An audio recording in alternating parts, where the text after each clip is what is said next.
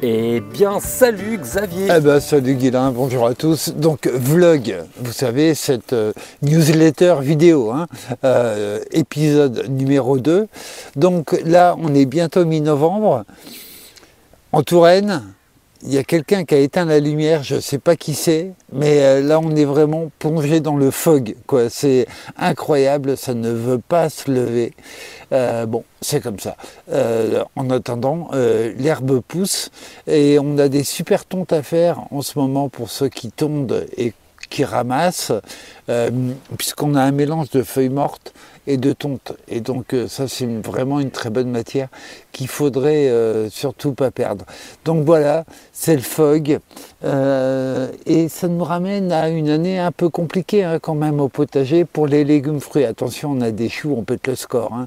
Mais effectivement, tomates, aubergines, poivrons, Ça n'a pas été jusqu'au bout. Ouais. Ça n'a pas été simple pour elles. Du coup, vous avez vu à quel point il est compliqué de prévoir d'une année sur l'autre et de tirer des leçons générales.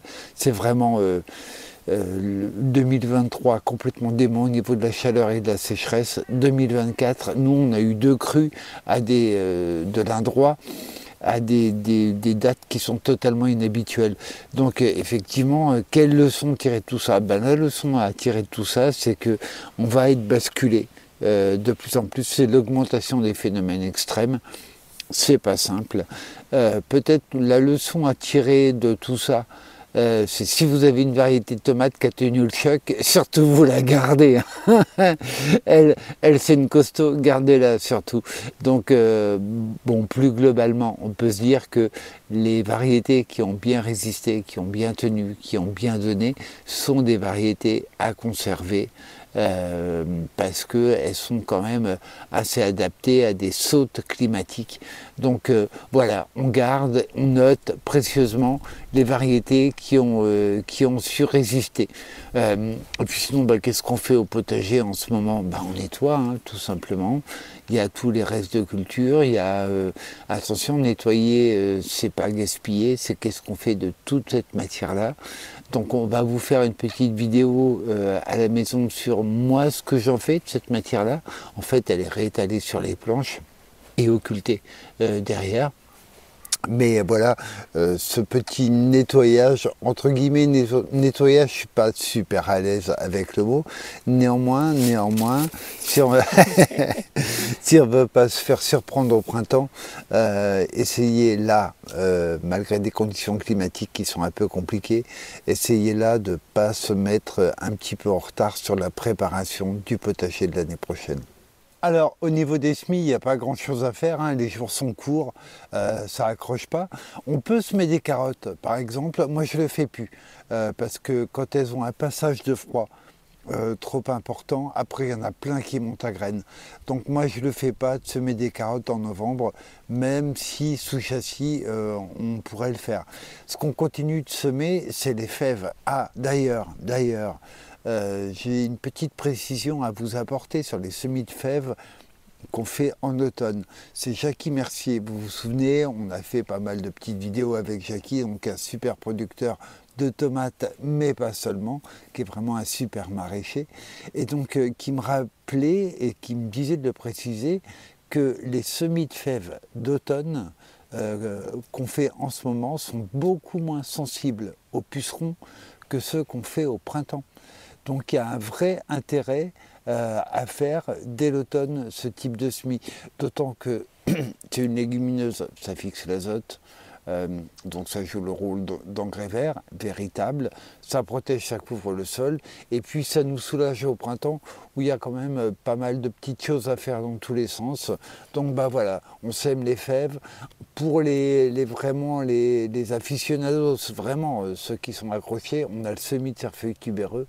Pour les fans hardcore. Ouais, voilà, pour les hardcore, ouais, à faire en ce moment.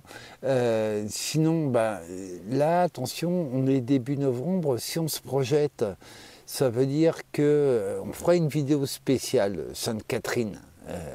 et toute la légende qui va autour. Néanmoins, on sait que fin novembre, c'est une très bonne période pour planter les arbres.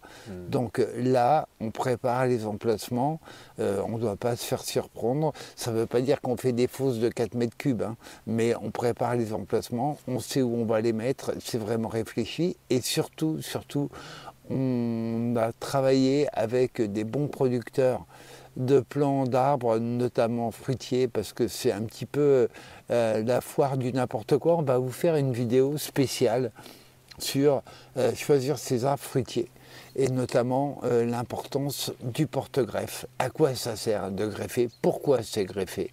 Certains, une grande majorité d'espèces fruitières sont greffées. Pourquoi elles sont greffées? Et du coup, comment on choisit? On vous fait une vidéo spéciale là-dessus très très vite, parce que ça va être le moment de choisir ces arbres fruitiers. Pour être honnête, hein, vu le niveau d'exigence qu'on a, en fait c'est d'une année sur l'autre, hein, puisqu'on veut s'assurer que le porte-greffe soit le bon. Mais ça, on va revenir dessus. Et moi je voulais savoir, parce qu'il m'en reste beaucoup d'ail, échalotes, oignons aussi en bulbille. Ouais. Je peux toujours en remettre? On peut continuer à planter. Séries, ouais. Voilà, on peut continuer à planter. Moi, les oignons, les bulbilles d'oignons en automne, c'est comme les carottes. J'ai arrêté. Parce qu'à l'automne, ça monte trop à graines. Quand on est en bulbille, attention, il y a des variétés de semis qu'on peut faire à l'automne, notamment tout ce qui est oignons blancs, etc. Mais les oignons bulbilles plantés en automne, ça monte à graines, mais en pagaille. Donc, que les oignons, échalotes, ça va? Non, échalotes d'automne, c'est fait pour. Donc là, ça marche sans problème. L'ail d'automne, c'est bon aussi. Et puis après, pas de panique, il nous reste aussi des variétés qu'on va pouvoir faire à la sortie de l'hiver, au tout début du printemps.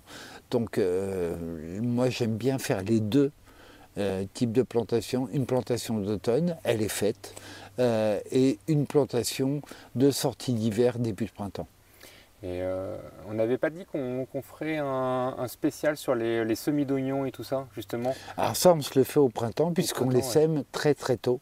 Donc moi ça m'intéresse, j'aimerais bien avoir des variétés qui changent un peu, quoi. Voilà, parce que le défaut de la bulbille, c'est l'érosion variétale. Il y a peu de variétés qui se prêtent à la production de bulbille. Donc en fait, oui, on a le choix entre 4 variétés, quoi. 2 jaunes, un rouge et un blanc, hein, grosso modo. Donc on peut faire beaucoup mieux, on peut s'amuser beaucoup plus quand on fait les semis d'oignons. Attention, le semis n'est pas si compliqué que ça.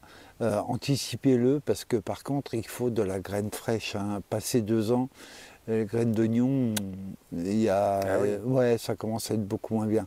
Donc commandez vos graines, c'est bientôt le temps des commandes de graines. Hein. Là, tous les catalogues ne sont pas arrivés. Et puis, on l'a vu avec Clément, les commandes de graines, voilà, il faut les faire au mois de janvier. Au mois de janvier, c'est bien. Vous êtes à peu près sûr d'être servi. On le redira dans un prochain vlog. Ouais, avec plaisir. Alors sinon de mon côté j'ai un petit peu d'actu, puisque c'est samedi samedi qui vient, je fais une conférence à la Maison Flore, donc au presbytère de Chédigny, sur une introduction à la permaculture. Donc ceux qui sont en Touraine, c'est avec grand plaisir que vous pouvez venir à la Maison Flore, le presbytère du village de Chédigny, 16h. Voilà, introduction à la permaculture. On peut trouver les infos où sur le site, non, l'inscription n'est pas obligatoire. Non. Sur le site de Chédigny. Voilà, sur le site du village, vous aurez toutes les infos, on va vous mettre le lien. Et là, je rappelle que la Maison Flore, donc cet endroit qui est destiné à l'accueil du public pour de la restauration simple ou pour un côté prendre un bon café, un vrai, ou un bon thé pour les amateurs, c'est un endroit assez génial que j'affectionne tout particulièrement. Alors nos prochaines vidéos, on sème le poivre du Sichuan avec Patrick Gentil qui a eu des super résultats cette année, qui nous a fait une super terrine avec plein de bébés poivriers dedans. Donc il a vraiment et a le coup de patte. Donc ça c'est bon. Là sur les prochaines vidéos, il y a aussi, on va voir Kylian Leland. Donc lui il est producteur de gingembre entre autres. C'est Herba Humana. Ouais, c'est ça, Herba Humana. Et lui, le gingembre, il le produit. Donc, il lui faut du résultat. Sachant que nous, l'angle qu'on va prendre, c'est est-ce que je peux faire du gingembre dans mon potager? Donc, vous allez avoir tous les conseils, etc., avec un professionnel. Et curcuma aussi, je crois. Oui. On va tourner un peu autour du gingembre. Ouais, on va tourner autour du gingembre avec grand plaisir. Sinon, le petit conseil de lecture, qu'on va essayer de vous donner systématiquement à chaque vlog. Ça m'écorche un peu de dire vlog, mais ça va venir. Ça va venir. J'ai l'impression de vomir, enfin je sais pas. J'ai l'impression d'être malade quand je dis vlog. Et donc là est sorti le numéro du potager permacole. Vous savez, cette super revue où il y a 100 pages, mais 100 pages pour s'alimenter, vraiment. De qualité, quoi. Voilà, on vous met le lien sous la vidéo du vlog du potager permacole. Mais c'est pas juste parce que tu écris dedans, c'est parce que vraiment. Ah non, non, puis j'ai pas écrit dans ce numéro-là, non. Par contre, parce que ça va être un sujet qu'on va aborder dans une vidéo, ils m'ont interrogé sur les plantes invasives. Bon, où j'annonce la bonne nouvelle, les plantes sont bio-indicatrices, mais il n'y a pas plus de plantes invasives que d'animaux nuisibles. Donc c'est juste une question de regard et de vocabulaire, mais parfois le vocabulaire est un petit peu dérangeant. Donc voilà, une prochaine vidéo sur les plantes bio-indicatrices qui s'appuie sur le travail remarquable de Gérard Ducerf. Voilà donc pour le vlog de mi-novembre, vous voyez, j'ai pas vomi, j'ai réussi à le dire et tout, donc c'est bon, je progresse. Et dans 15 jours pour le prochain épisode de vlog. Avec grand plaisir. Salut Xavier. Salut Guilain.